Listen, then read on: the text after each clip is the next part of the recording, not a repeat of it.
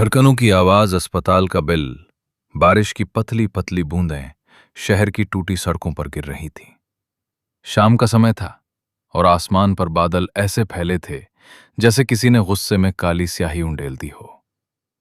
सरकारी अस्पताल के बाहर भीड़ लगी थी। लोग छाते पकड़े खड़े थे। कोई डॉक्टर का इंतजार कर रहा था, कोई दवा लेने की लाइन में था। इसी भीड़ के बीच एक दुबला पतला लड़का खड़ा था। नाम था अर्जुन। उम्र मुश्किल से 16 साल। उसकी कमीज भीगी हुई थी और हाथ में अस्पताल का एक कागज था जिस पर मोटे अक्षरों में लिखा था 1,80,000 रुपए एडवांस डिपॉजिट। अर्जुन उस कागज को बार बार देख रहा था। अंदर आईसीयू में उसकी मां पड़ी थी। नर्स ने थोड़ी देर पहले ही कहा था, अगर आज रात तक पैसे जमा नहीं हुए तो इलाज रोकना पड़ेगा। उसकी आंखों में आंसू भर आए। मैं कहां से लाऊं इतने पैसे, वो बुदबुदाया।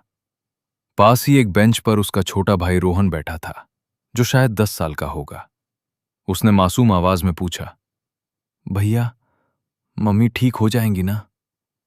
अर्जुन के पास कोई जवाब नहीं था। वो बस आसमान की तरफ देखने लगा। मन में एक ही सवाल घूम रहा था, भगवान, मैं ही क्यों हर बार हार जाता हूं? कचरे की दुनिया। अगली सुबह सूरज निकलने से पहले ही अर्जुन उठ गया। वो शहर के उस हिस्से में रहता था जहां टूटी झोपड़ियां, गंदे नाले और बदबूदार हवा रोज की जिंदगी का हिस्सा थे। उसने एक पुराना बोरा उठाया और बाहर निकल गया। उसका काम था कचरा बीनना। प्लास्टिक, लोहे के टुकड़े, तार, टूटे पार्ट्स, जो भी बिक सकता था। कभी कभी वो शहर के बड़े इंडस्ट्रियल एरिया में चला जाता था, जहां फैक्ट्रियों के पीछे बहुत सा स्क्रैप फेंका जाता था। वहीं उसे सबसे ज्यादा सामान मिलता था। लेकिन आज उसका मन काम में नहीं लग रहा था। उसके दिमाग में बस अस्पताल का बिल घूम रहा था, 1,80,000। उसे लगा जैसे ये संख्या उसके सीने पर पत्थर बनकर रखी हो। विशाल फैक्ट्री उस इंडस्ट्रियल एरिया में एक बहुत बड़ी ऑटोमोटिव कंपनी थी। कांच की ऊंची इमारतें, बड़े गेट, अंदर घूमते ट्रक और हेलमेट पहने इंजीनियर। वहां देश का सबसे महंगा प्रोजेक्ट चल रहा था, एक नया हाइब्रिड इंजन। कहते थे उसकी कीमत लगभग 200 करोड़ रुपए थी। लेकिन पिछले कई हफ्तों से वो इंजन सही से काम नहीं कर रहा था। हर टेस्ट में कुछ मिनट चलकर बंद हो जाता। कंपनी के लिए यह बड़ी मुसीबत बन गया था। उस दिन भी अंदर हॉल में बहुत तनाव था। ऑपरेशंस हेड निशा मेहरा इंजीनियरों पर गुस्सा कर रही थी। 6 हफ्ते हो गए, करोड़ों रुपए फंसे पड़े हैं। अगर आज इंजन नहीं चला तो कंपनी डूब जाएगी। इंजीनियरों के चेहरे थके हुए थे। किसी को समझ नहीं आ रहा था कि समस्या कहां है। कूड़े में छिपा रहस्य फैक्ट्री के पीछे स्क्रैप का ढेर लगा था। अर्जुन वहीं कचरा बीन रहा था। तभी उसे एक छोटा धातु का टुकड़ा मिला। उस पर जले हुए निशान थे। उसने उसे हाथ में लेकर हल्के से थपथपाया। टन। आवाज कुछ अजीब थी। उसने फिर थपथपाया। Ton ton. उसकी भौहें सिकुड़ गईं। ये आवाज ठीक नहीं है, उसने धीरे से कहा। उसी समय अंदर से मशीन की तेज आवाज आई और फिर अचानक सन्नाटा। एक और टेस्ट फेल हो गया था। अर्जुन ने सिर उठाकर फैक्ट्री की तरफ देखा। उसके दिमाग में वो धातु का टुकड़ा घूमने लगा। उसे लगा जैसे वो कुछ समझ रहा है, लेकिन तुरंत उसने खुद को झिड़क दिया। मैं पागल हो गया हूं। मैं कौन होता हूं इतना बड़ा इंजन समझने वाला? फिर भी वो टुकड़ा उसने अपने बैग में रख लिया। पहला अपमान। दोपहर में वो फैक्ट्री के गेट के पास खड़ा था। अंदर इंजीनियरों की बातें सुनाई दे रही थी। डेटा सब सही दिखाता है, फिर भी इंजन खुद बंद हो जाता है। अर्जुन से रहा नहीं गया। उसके मुंह से अचानक निकल गया, क्योंकि इंजन खुद से लड़ रहा है। सबकी नजरें उसकी तरफ मुड़ गईं। एक इंजीनियर हंस पड़ा। अरे, ये तो कूड़ा बीनने वाला बच्चा हमें पढ़ाएगा। तभी निशा मेहरा बाहर आईं। उन्होंने अर्जुन को घूरा। यहां क्या कर रहे हो? कितनी बार कहा है दूर रहा करो। अर्जुन चुप रहा। उनकी आवाज और सख्त हो गई। अपनी औकात में रहो।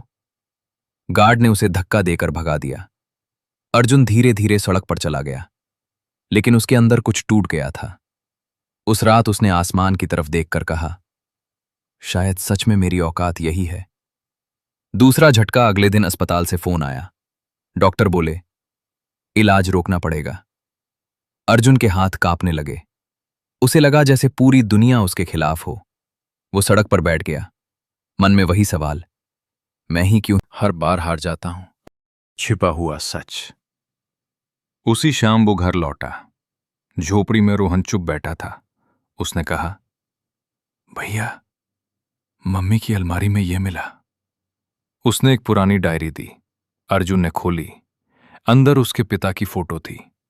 उसके पिता एक मैकेनिक थे। डायरी में लिखा था, अगर कभी मैं नहीं रहूं तो अर्जुन को कहना मशीनों की आवाज सुनना सीख ले। मशीन कभी झूठ नहीं बोलती। अर्जुन की आंखें भर आईं। उसे अचानक याद आया, पापा उसे छोटी उम्र से वर्कशॉप ले जाते थे। उसे मशीनों की आवाज पहचानना सिखाते थे। वो रात भर सो नहीं पाया। मौका अगले दिन फैक्ट्री में आखिरी टेस्ट होना था। बोर्ड के लोग आने वाले थे। अगर इंजन फिर फेल हुआ तो प्रोजेक्ट बंद हो सकता था। अर्जुन गेट के पास खड़ा था। अंदर से आवाज आई, इंजन स्टार्ट। भारी गूंज फैली। अर्जुन ने आंखें बंद कर ली। वो सिर्फ सुन रहा था। 3 मिनट, 5 मिनट, फिर वही खरखराहट और इंजन बंद। अंदर हंगामा मच गया। अर्जुन से रहा नहीं गया। वो चिल्लाया, मैडम, एक बार मुझे देखने दीजिए। सब चौंक गए। निशा मेहरा गुस्से से बोली, यह मजाक है क्या? अर्जुन ने हिम्मत जुटाई, मुझे बस 5 मिनट चाहिए। एक सीनियर इंजीनियर बोला, मैम, वैसे भी कोई हल नहीं मिला, कोशिश कर लेते हैं। निशा ने ठंडी आवाज में कहा, ठीक है, लेकिन अगर समय बर्बाद हुआ तो? अर्जुन ने सिर हिलाया। सबसे बड़ा इम्तिहान। वो धीरे धीरे इंजन के पास गया। इतनी बड़ी मशीन के सामने वो बहुत छोटा लग रहा था। इंजन स्टार्ट कीजिए, उसने कहा। मशीन चालू हुई। अर्जुन ने आंखें बंद कर लीं। वो सिर्फ आवाज सुन रहा था। उसने हाथ इंजन पर रखा। गर्म धातु की कंपन उसकी हथेली में उतर गई। स्पीड बढ़ाइए। 2500 आरपीएम, 2800 आरपीएम। अचानक उसने कहा, यहीं गड़बड़ है। सब चौंक गए। ये अपने ही कंपन से लड़ रहा है। हॉल में सन्नाटा छा गया। एक इंजीनियर फुसफुसाया, हार्मोनिक मिसमैच। छोटा सा समाधान। अर्जुन ने स्क्रैप ट्रॉली से एक गोल धातु का टुकड़ा उठाया। ऐसा बैलेंसर लगाना होगा। निशा चिल्लाई, तुम कहना चाहते हो ये कबाड़ 200 करोड़ की समस्या ठीक करेगा? अर्जुन शांत था। सबसे बड़े हल कभी कभी सबसे छोटे होते हैं। निशा ने घड़ी देखी। 2 घंटे। तीसरा झटका। काम शुरू हुआ, लेकिन बीच में एक इंजीनियर हंस पड़ा। अगर यह गलत हुआ तो? अर्जुन के हाथ रुक गए। उसे लगा सब फिर हंसेंगे। फिर उसे मां का चेहरा याद आया। उसने दांत भींच लिए। मुझे कोशिश करने दीजिए।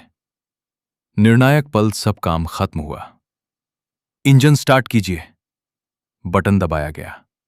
मशीन चालू हुई। 1 मिनट, 2 मिनट, 5 मिनट।